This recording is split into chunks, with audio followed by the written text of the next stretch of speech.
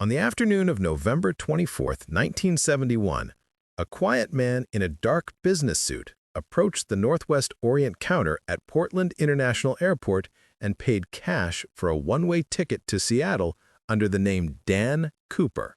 Eyewitnesses later described him as a white male, mid-40s, dark hair and brown eyes, wearing a black or brown suit, white shirt, thin black tie, unremarkable enough to vanish into any boarding queue. He boarded Northwest Orient Flight 305, a Boeing 727-100, tail number N467US, and took seat 18E in the last rows, ordering a bourbon and 7-Up as the cabin settled for the short hop to Seattle. Shortly after takeoff, he handed flight attendant Florence Schaffner a note and quietly told her he had a bomb in his briefcase, then opened it just enough to reveal red cylinders wired to a battery. His demands were crisp: $200,000 in $20 bills, 4 parachutes, 2 main, 2 reserve, and a fuel truck ready at Seattle, with the aircraft kept on the ground only long enough to exchange passengers for cash and chutes. Up front, Captain William A. Scott, First Officer William Bill Radizak, and Flight Engineer Harold E. Anderson weighed options while the cabin crew, Tina Mucklow and Florence Schaffner among them, kept the passengers calm. The choice was made: comply, land at Seattle-Tacoma International Airport, secure the cash and parachutes, refuel, and get back airborne per the hijacker's instructions. Behind the hijacker's calm was a technical plan keyed to the unique design of the Boeing 727, which had an aft ventral airstair that could be lowered in flight, an option unknown to many civilians but crucial to an airborne getaway. As the jet approached Seattle, Northwest's operations worked feverishly. The $200,000 was assembled in marked $20 bills with recorded serial numbers, and 4 parachutes were sourced, 2 mains and 2 reserves from local providers. At 5:46 p.m. PST, Flight 305 touched down at SeaTac and parked away from the terminal per the hijacker's wishes. Mobile stairs rolled up to the forward door while the cabin lights stayed low. An airline manager delivered the money in parachutes. In exchange, Cooper released all passengers and most of the cabin crew, retaining only Tina Mucklow along with the 3 flight deck officers. Investigators would later note the parachute mix: 2 mains supplied by local pilot Norman Hayden and 2 reserves from a skydiving school. 1 reserve would eventually be found opened and cut for shroud line cordage. Cooper then dictated the next leg: fly south toward Mexico City at 10,000 feet, flaps at 15 degrees, gear down, cabin unpressurized, and airspeed low, parameters designed for a low-altitude jump through the aft airstair. Seattle weather and timing forced a compromise. The crew would head first to Reno, Nevada for a refueling stop, then continue south. An en route plan Cooper accepted, so long as the aft stairs could be operated in flight. At 7:40 p.m., they departed Seattle with only 5 people aboard: Cooper, Mucklow, Scott, Radizak, Anderson, and a shadow of military jets trailing from a distance to avoid spooking the hijacker. Before takeoff, Cooper had left behind one visible leader-critical artifact, a black clip-on Kai with a tie tag, recovered by the FBI and eventually found to hold microscopic particles, including titanium, a clue to a possible industrial or aerospace background. With the aircraft stabilized at low altitude and speed, Mucklow watched Cooper study the airstair operation. He asked her to draw the curtain and remain in the cockpit, making clear she was not to return. Moments later, a warning light told the pilots the aft stairs were deployed.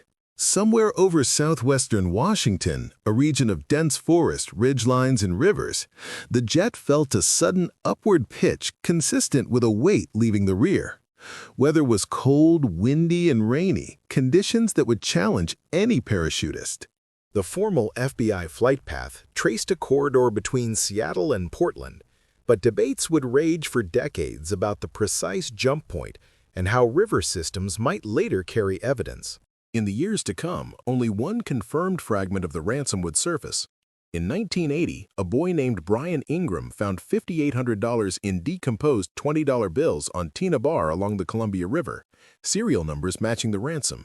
Another stray artifact, a 727 aft stairs instruction placard, was found in 1978 near Castle Rock, Washington, hinting at an airborne deployment zone along the route. By July 2016, after 45 years, the FBI suspended active investigation, preserving a massive case file but acknowledging that no definitive identity had been proven.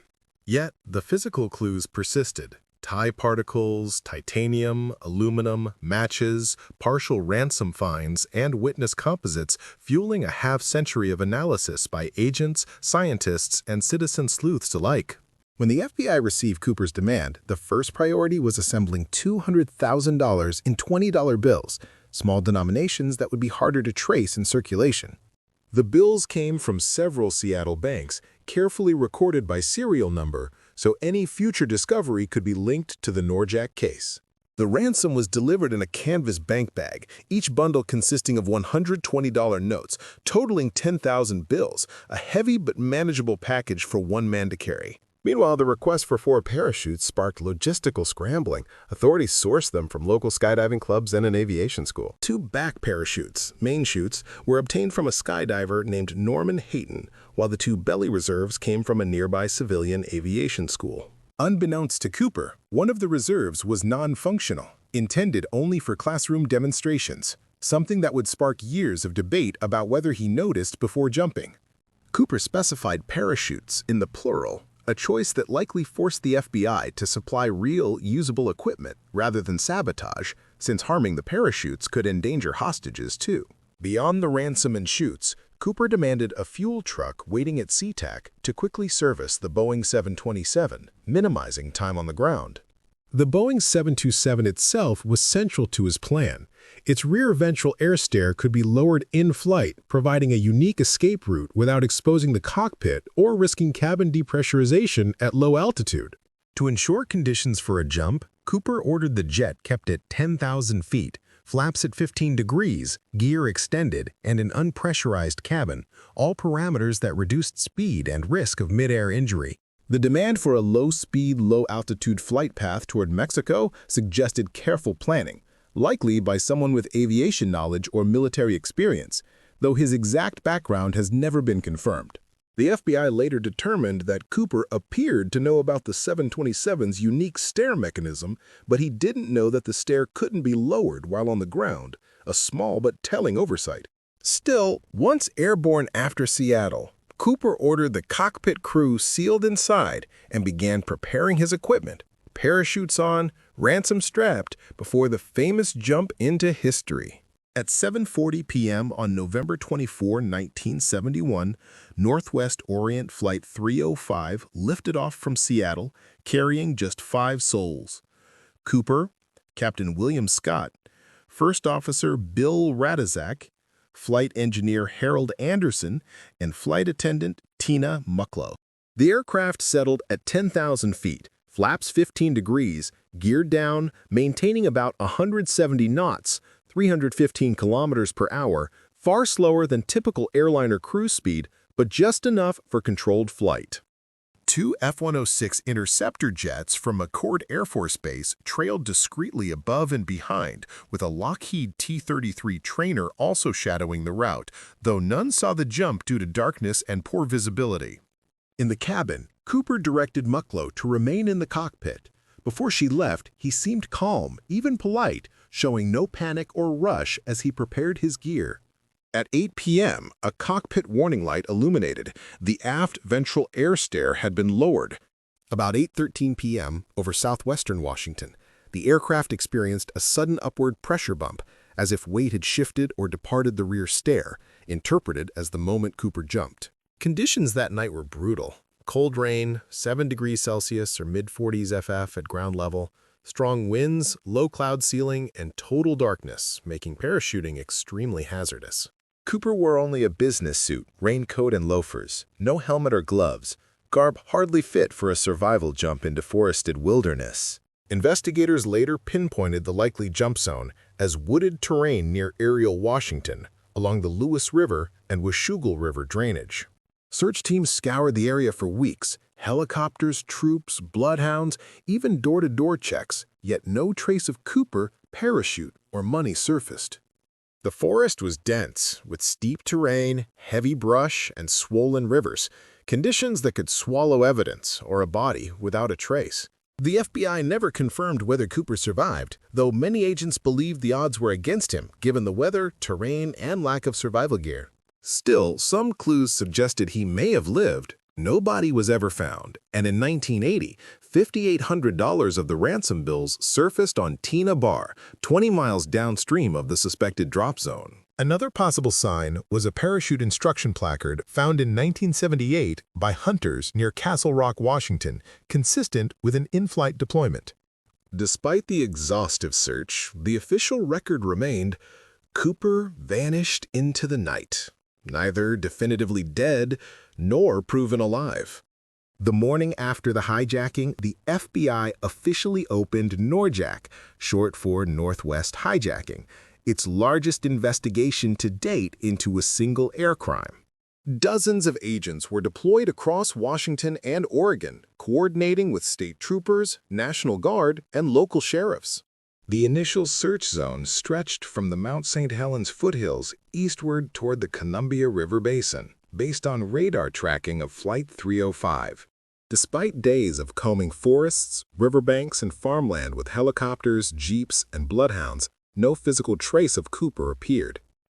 The FBI interviewed all passengers and crew, producing the first composite sketches of Cooper from descriptions by Florence Schaffner and Tina Mucklow. These sketches, depicting a man in his mid-40s, dark hair, sunglasses, thin tie, would become iconic symbols of the case. In parallel, the Bureau cataloged the ransom money, releasing serial numbers to banks, casinos, racetracks, and businesses nationwide. No bills appeared in circulation immediately after, a fact that deepened the mystery. Had Cooper hidden or lost the entire ransom? Investigators also examined the parachute packs. One reserve had been cut open for cordage, suggesting Cooper improvised gear with shroud lines. Meanwhile, the black clip-on tie Cooper left on his seat was bagged as key evidence. In later decades, microscopic analysis revealed titanium and rare metal particles, suggesting exposure to aerospace or chemical environments.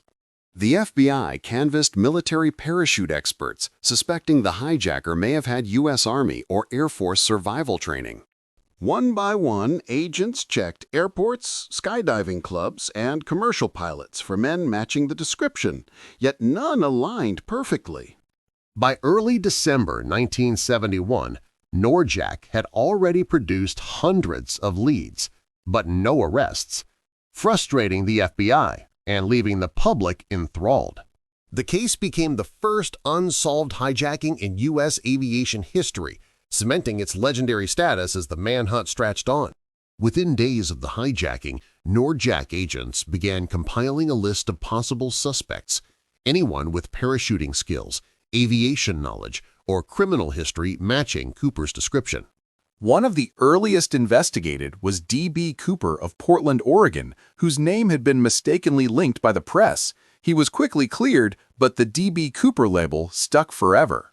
Attention soon shifted to Richard Floyd McCoy, Jr., a former Green Beret who hijacked a United Airlines 727 in April 1972 using an almost identical method. McCoy parachuted with $500,000 ransom but was caught within 2 days, tried, and sentenced to 45 years before escaping prison in 1974.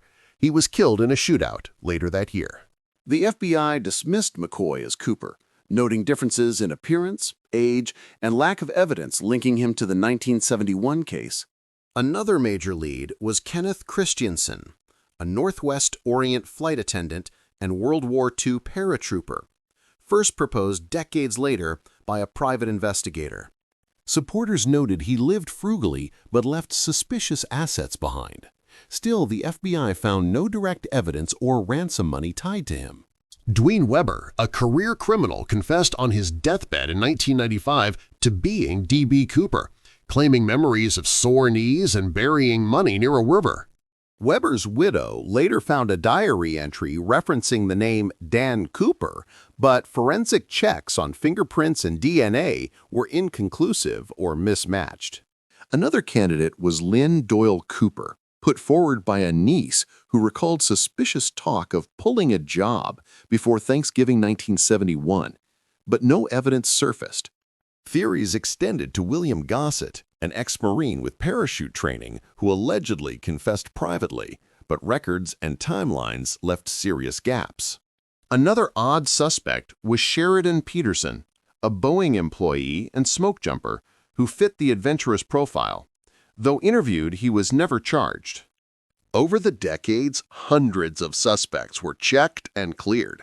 At one point, the FBI considered more than 800 names, narrowing them steadily to a few plausible but unproven candidates.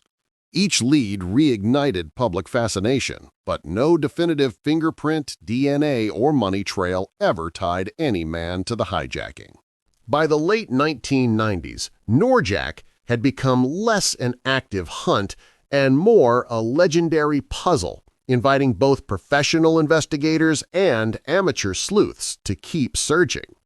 For years after the hijacking, the NORJAK file remained cold, until February 1980, when a boy named Brian Ingram discovered 3 decaying bundles of $20 bills buried along the Columbia River's Tenna Bar near Vancouver, Washington.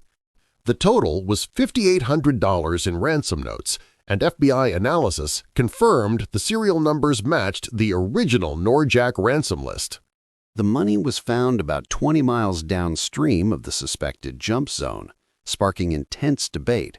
Did it wash downriver, or was it buried intentionally? Some experts argued the bill's condition suggested they were buried soon after 1971, not gradually carried by water over years.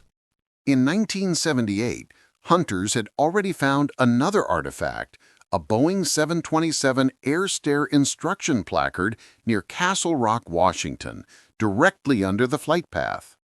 This placard reinforced the theory that the aft stairs had indeed been deployed mid-flight, aligning with the cockpit warning light and bump the crew felt at 8:13 p.m. But perhaps the most enduring clue came from Cooper's black clip-on tie, recovered from seat 18E and preserved in FBI storage. In the 2000s, citizen sleuths used electron microscopy to examine the tie, finding titanium, aluminum, and rare earth particles embedded in the fibers. These metals suggested Cooper might have worked in aerospace or heavy manufacturing, industries active in the Pacific Northwest during the 1960s and 70s. DNA analysis was later attempted on the tie, but results were inconclusive. Partial profiles existed, but contamination and degradation left no certainty. Despite these breakthroughs, no parachute, briefcase, or body was ever found, leaving investigators torn between theories of death in the wilderness or survival with hidden loot. Each discovery reignited the case, keeping Cooper alive in headlines for decades, long after the FBI officially closed active investigation in 2016. From the beginning, the FBI leaned toward the belief that Cooper did not survive the jump, citing the harsh weather, poor equipment, and rugged terrain. Agents noted Cooper's attire, business suit, loafers, a trench coat, was completely unsuitable for survival in the wet, near-freezing wilderness. He carried no helmet, altimeter, or night navigation aids, suggesting he leapt almost blind into unknown topography. The landing zone was likely thickly forested, steep terrain near the Lewis River, making a safe landing nearly impossible in stormy darkness. On the other hand, some experts argued that Cooper's specific demands – low altitude, slow speed, extended flaps, rear stairs – showed aviation and parachuting knowledge, hinting he was prepared. Theories of survival gained strength from the fact that no body, parachute, or majority of ransom money was ever found despite years of searches. The 1980 discovery of ransom bills on Tenna Bar added mystery. Some argued the cash washed downstream after Cooper's death, others that he planted it as a diversion. A survival scenario imagined Cooper landing near a road, hitchhiking or walking out of the woods, and quietly blending back into society. Some suspected an accomplice waiting nearby with a car, though no supporting evidence was ever found. If he survived, Cooper would have faced the challenge of spending marked ransom bills, yet aside from the Tenna Bar find, no circulation was ever confirmed. The FBI tested suspects' fingerprints and later DNA against items recovered, but none matched definitively, keeping the question unresolved. Skeptics of survival point out Cooper's lack of skydiving terminology when speaking with crew, for example, referring to parachute components incorrectly. Supporters counter that his plan exploited exact quirks of the Boeing 727, knowledge unlikely for a casual amateur, suggesting specialized exposure. Thus, the debate hardened into two camps, those convinced Cooper died in the jump and those believing he vanished successfully, his identity intact. Even after the FBI suspended the case in 2016, independent sleuths continue to argue both sides, keeping the legend alive as the greatest unsolved aerial mystery. The 1971 hijacking of Flight 305 triggered immediate changes in aviation security, reshaping how airlines and airports handled passengers. In response, the FAA required all Boeing 727 aircraft to be fitted with a Cooper vane, a device that prevented aft stairs from being lowered in flight. The case also influenced the rise of airport metal detectors and stricter boarding procedures throughout the 1970s, part of a broader anti-hijacking movement. Beyond security, D.B. Cooper entered American popular culture, symbolizing both rebellion and mystery. Newspapers, books, and documentaries retold the story endlessly, cementing it as the only unsolved hijacking in U.S. history. Hollywood took notice. Movies such as The Pursuit of D.B. Cooper 1981 dramatized fictional escape scenarios, while TV shows like Unsolved Mysteries and Prison Break referenced him. The Cooper myth also inspired songs, folk ballads, rock tracks, and even rap lyrics celebrating the hijacker who vanished without a trace. Every year, enthusiasts gather in Washington and Oregon for Cooper-themed conventions, trading theories and memorabilia while honoring the legend. Bars, breweries, and restaurants across the Pacific Northwest have adopted his name, offering Cooper Ale, skyjacker burgers, and even themed escape rooms. For locals, the story became folklore of the Northwest, part mystery, part outlaw legend, blending history with campfire tale. Internationally, Cooper became a symbol of the perfect mystery, a man who defied the system and slipped away, his fate unknown. The case continues to inspire new books, podcasts, and Netflix-style documentaries, ensuring Cooper's name stays alive in the digital age. In American mythology, Cooper now stands alongside figures like Jesse James and Billy the Kid, an outlaw whose legend eclipsed the crime. By the 1980s, the FBI had interviewed more than 1,000 suspects, checked over 800 serious leads, and poured thousands of hours into NORJAK, yet no definitive suspect emerged. In 1980, the Tina Bar ransom discovery kept the case alive, but with no new finds, the Bureau began treating it more as long-term monitoring than an active hunt. By the 1990s, advances in forensic science gave investigators hope.